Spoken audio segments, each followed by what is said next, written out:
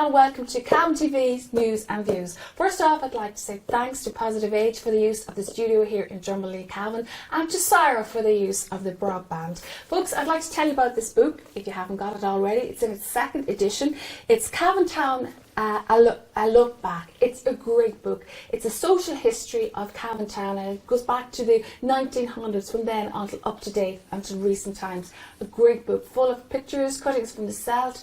There are essays and little snippets of things and events that happened over the years in Cavan from different people all around Cavan Town. A great book. It's in now in its second edition in Eason's bookstore. Do have a look. Okay, so to get to my guests here in the studio, well, you do know it's the 1st of March, we're in March, and of course we have St. Patrick's Day coming up, and we will have a St. Patrick's Day parade. With me in the studio this evening, I have Michelle Duffy Rudden, and Michelle is the Secretary of the Cavan Town St. Patrick's Day Parade. We've got Conor Harrington, and Conor is going to tell us about Cavan's calling, and we've got Michael Mooney himself, and Michael is the chairperson of Cavan Town Parade. And we're going to talk all things St. Patrick's Day Parade, hopefully.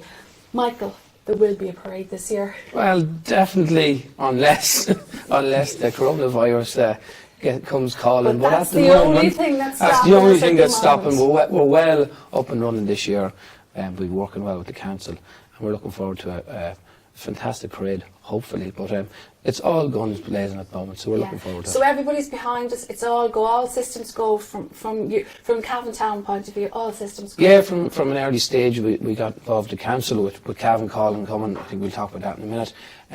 It's very positive, and it's great to work together so closely and get it out there that put Cavan on the map again. And of course, we're going to go live to the world, streamed live to the world on the day, and it starts at? Yeah, I think this is our 10th year streaming it live. It's on Tuesday the 17th, and it's starting off at 12:30. And listen, it's great to see so many people looking from all around the world. And we have seen that, Michael. We have seen from the videos from over previous years. We've seen comments from all over the world. Yeah, it's from countries you haven't heard from in a while, and they're popping up from everywhere. So it's great. So yeah, we're looking forward to a colourful parade. Last year was excellent. People really made an effort, and we hope people make the same effort this year and come out and enjoy the day. Right, and Michelle, this year, is there anything different? Well, apart from the risk of it being off again, but that's not even different because we had this That's last year. beyond our control, unfortunately. So we'll just keep planning for the best parade, and if something changes, obviously we'll keep public safety the priority. But like last year, stick to the formula you stuck to last year. Yeah, last year we said to people, if they have a lorry to put in, rather than have it just be like a traffic jam, it's not interesting for the spectators and even the people in it. If you have put effort into a float and you see somebody else with just a couple of balloons and a lorry, it doesn't make for an interesting parade.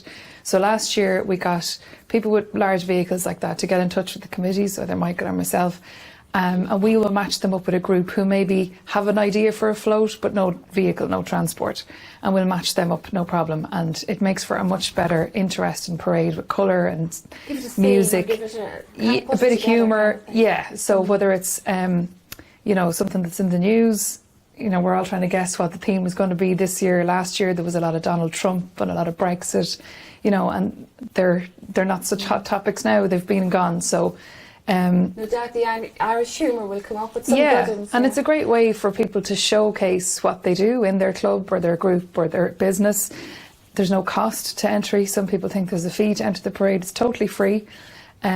We do have cavanparade.ie this year, and there's a little form there if people want to get in touch with us and it's kind of out of hours or they can't get hold of us quickly. If they just leave their details there, it's just so that we can keep track of who is coming and make sure that we have the flow of the parade looking right.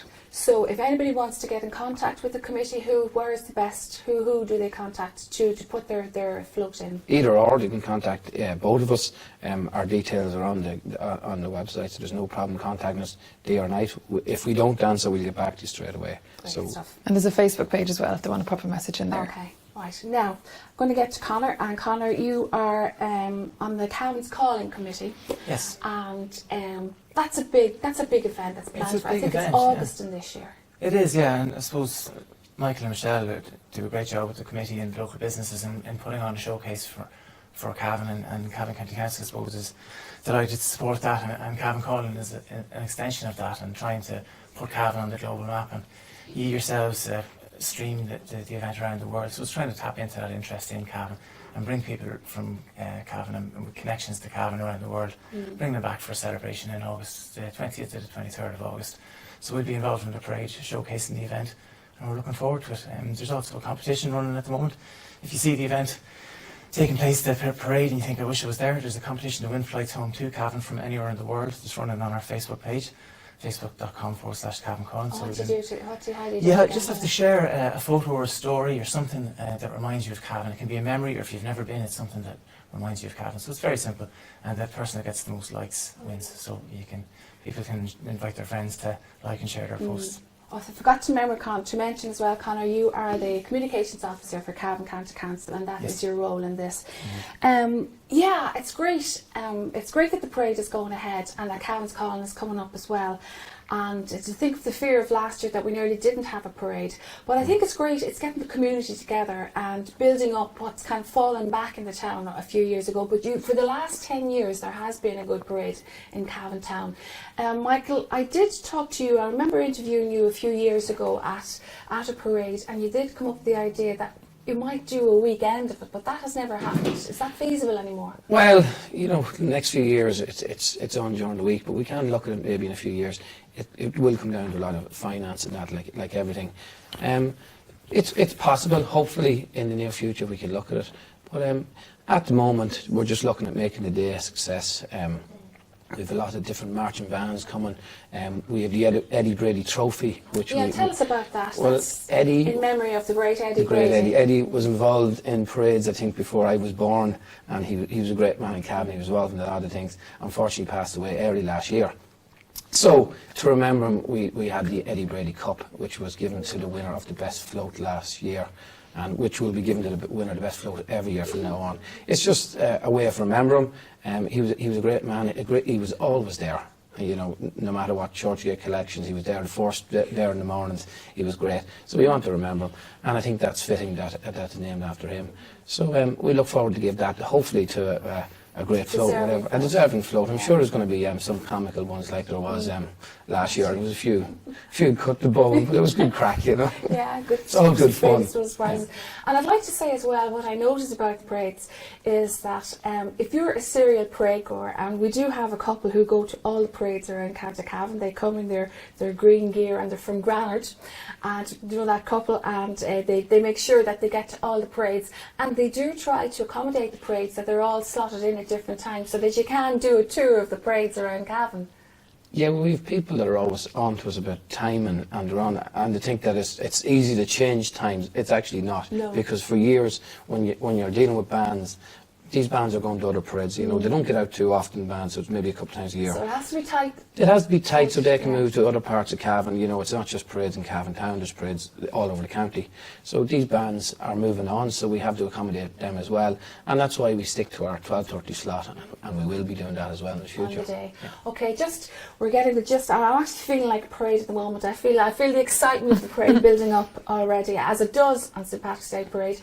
And folks, I remember some years we've had snow, some years we've had rain. It doesn't matter. When you're out for a parade, nothing will dampen the day. But just to get back to you, Conor, on Cavan's Calling, can you tell us just briefly some of the things that will be going on over the 3 days? Sure, yeah, there'll be plenty of really interesting events. There's an American Wake, which will be like a theatrical performance simulating the sort of mock wake they used to have for people when they left for America. There's an ancestry conference as well, so for people who are interested in coming back and finding out about their roots. There'll be a 2-day event with Cavan genealogy.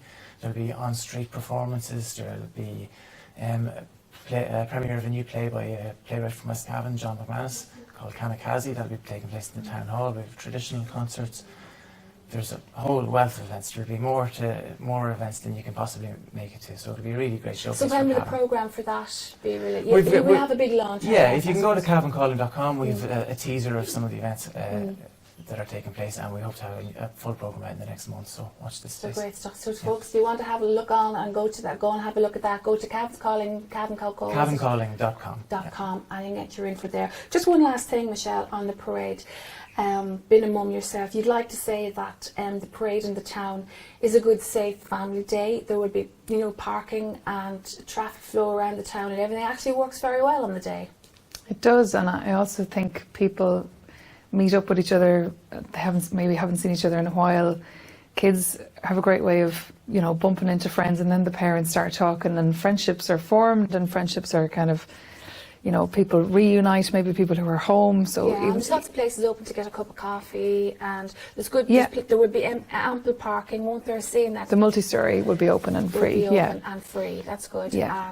And because the car park, Tesco car park, would be used for the floats to come around the town. Yeah. But there would be a good. But there'll be flow, plenty of and it's marshals and safe. everything to As it direct is people every as to year. where they go. Yeah. It's a good family day. It is for all generations. Yeah. Okay.